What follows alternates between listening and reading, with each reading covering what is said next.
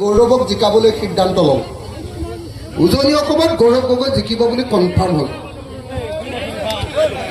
এতিয়া মানুহে অকল বিজেপিকহে ভোট দিব।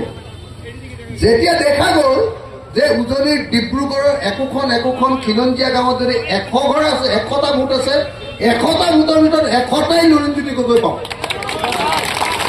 গাঁওবিলাক এনেকৈ কনচলিডেটেড হৈ গ'ল। বিজেপিলে অকল থাকি গ'ল বহিৰাগত মানুহকেইজনে, হিন্দী ভাষী আৰু বাংলা ভাষী মানুহকেইজনে, উজনি অসমৰ বাংলা ভাষী। সেইকেইজনে যেতিয়া থাকি গ'ল, তেতিয়াতো হিমন্ত বিশ্বই বিৰাট ভয় খালে। ভয় খাই তেওঁ এখন 2 নম্বৰী ডুপ্লিকেট ফৰ্ম এখন উলিয়ালে। এইখনৰ নাম অৰুণোদয় ফৰ্ম বুলি এখন কাগজ দিলে। মানে মহিলাবিলাকৰ মাজত কাগজ এখন অৰুণোদয় দিম বুলি দিছে নে নাই? ফৰ্ম এখন আজিও দিছে। মানে সেই অৰুণোদয় ফৰ্মখন ডুপ্লিকেট।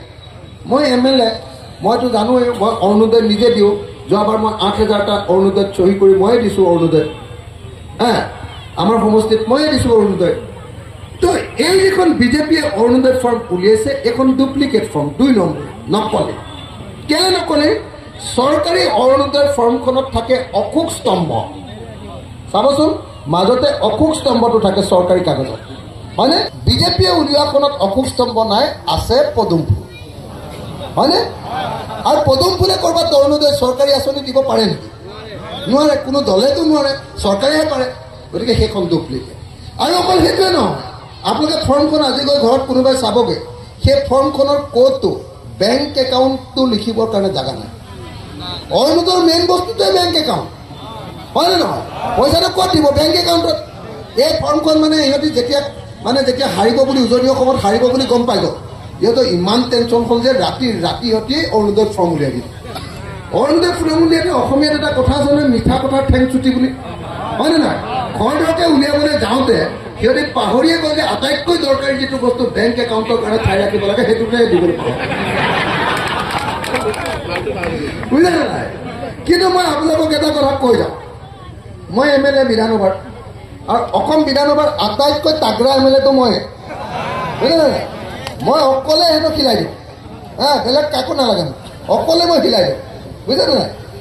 মই আপোনালোকক এটা কথা কৈ যাওঁ যে আমাৰ অসম সিদ্ধান্তটো কি?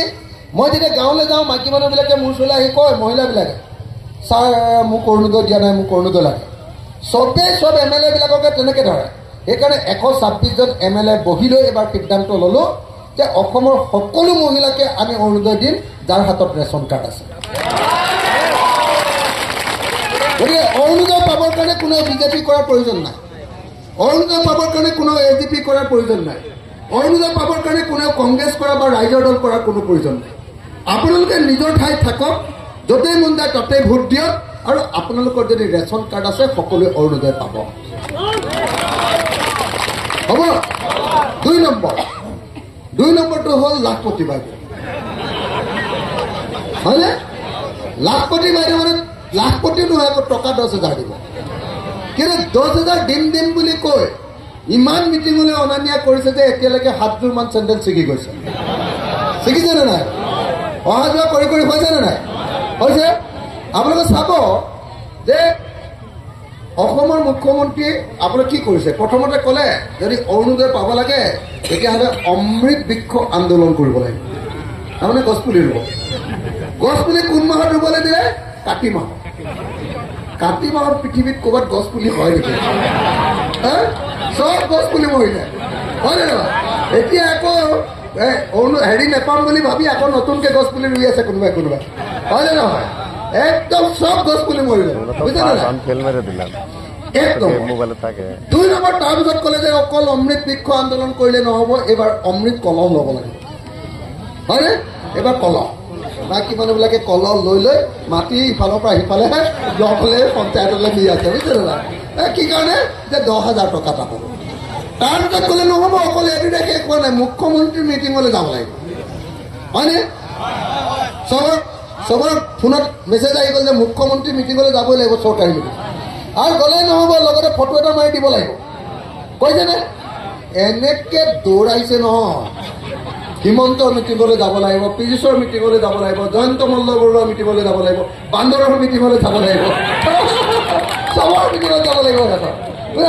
এনেকুৱা অহা যোৱা কৰাই 7 যোৰ চেণ্ডেল চিঙাই দিলে